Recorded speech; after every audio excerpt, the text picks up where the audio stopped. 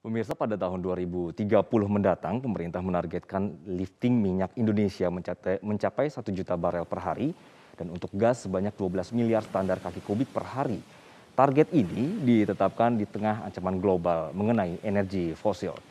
Walaupun dianggap sebagai sumber emisi karbon, banyak perusahaan migas terus berupaya untuk menggunakan teknologi rendah karbon untuk mengurangi emisi karbon dari produksi migas. Bagaimana tentang kebutuhan energi di Indonesia dalam proyeksinya dari data berikut? Kita akan coba melihat kebutuhan untuk gas, minyak, batu bara, dan juga EBT atau juga energi baru terbarukan. Data yang Anda lihat ini ditulis dalam ukuran million tons of oil equivalent atau juga juta ton setara dengan minyak bumi. Dari gas kita bisa melihat ada dua pertumbuhan signifikan.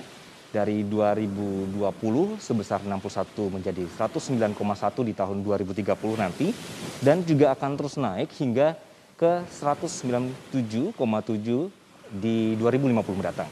Kebutuhan minyak ini juga sama, diproyeksikan akan terus meningkat dari 82,8 di tahun 2020, ini akan menjadi 242,9 di tahun 2050. Batu bara juga terlihat ada proyeksi kebutuhan yang semakin meningkat hingga 255,9 di tahun 2050 dari kebutuhan 104,8 di tahun 2020.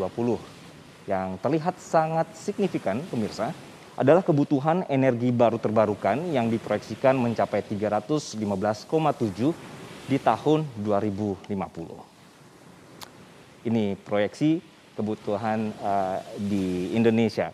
Nah, pemirsa, dari kebutuhan energi Indonesia, kita juga akan bergeser untuk melihat secara global seperti apa. Proyeksi kebutuhan energi global akan terlihat adanya kebutuhan minyak bumi yang akan mencapai angka tertinggi. Ini pada tahun 2030, kemudian juga natural gas ini akan tumbuh signifikan seiring dengan pertumbuhan industri dan juga pertumbuhan ekonomi di Asia. Lalu penggunaan batu bara ini juga akan terlihat di sini akan rebound dalam waktu dekat dan penurunan penggunaan secara drastis akan terjadi setelah tahun 2030. Begitu pemirsa. Kita lanjutkan. Berbicara seputar kebutuhan energi ini, kondisi minyak dan gas Indonesia adalah seperti ini. Kalau bisa kita lihat dari data berikut, jumlah basin atau cekungan saat ini ada sebanyak 128, di mana yang berproduksi ada 80, kemudian yang sudah dibor namun belum berproduksi jumlahnya ada 8, lalu yang terindikasi hidrokarbon mencapai 16, lalu yang sudah dibor namun tidak ada penemuan ini ada 14, dan yang belum dibor mencapai 70.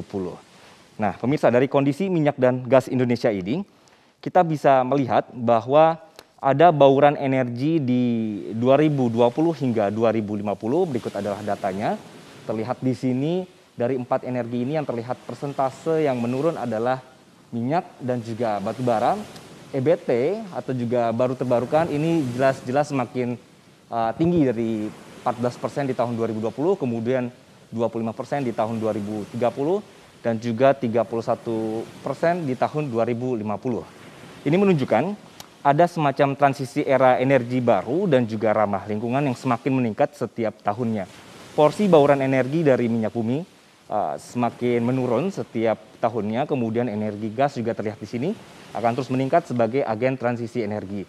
Nah, karena kebutuhan pasokan energi yang semakin meningkat, meskipun secara persentase ini turun, tapi kebutuhan pasokan dari minyak bumi dan gas secara nominal akan semakin membesar. Baik, menuju ke energi baru terbarukan, gas, pemirsa, ini memiliki peranan penting sebagai energi transisi. Kalau kita bisa melihat data di sebelah saya ini, bahwa lebih dari 50% penemuan sumur eksplorasi dalam 1 dekade terakhir ini itu lebih banyak berupa gas. Kemudian rata-rata 70% plan of development atau juga POD-nya ini merupakan pengembangan lapangan gas. Dan berdasarkan dari BP Outlook 2021, cadangan untuk produksi gas Indonesia adalah 2 kali lebih besar daripada minyak bumi. Nah, selain gas, Presiden Joko Widodo, pemirsa, ini meminta agar transisi energi ini segera dilakukan untuk meningkatkan porsi energi baru terbarukan dalam bauran energi untuk pelan-pelan ini menjadi sumber energi pengganti energi fosil. Presiden sempat menyebut ada satu lagi energi terbarukan yang patut dilirik, yaitu sungai. Saya nggak tahu hitung-hitungannya kalau total, karena kita memiliki 4.400 sungai di negara kita Indonesia. 2 sungai saja, Kayan dan Mambramo. Kayan itu bisa keluar kira-kira 13.000 megawatt. Mambramo itu kira-kira 24.000 megawatt.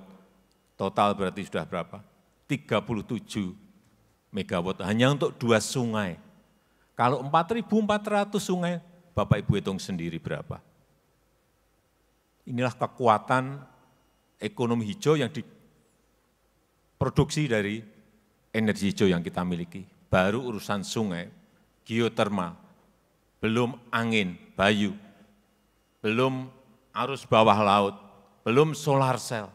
Inilah sebuah potensi yang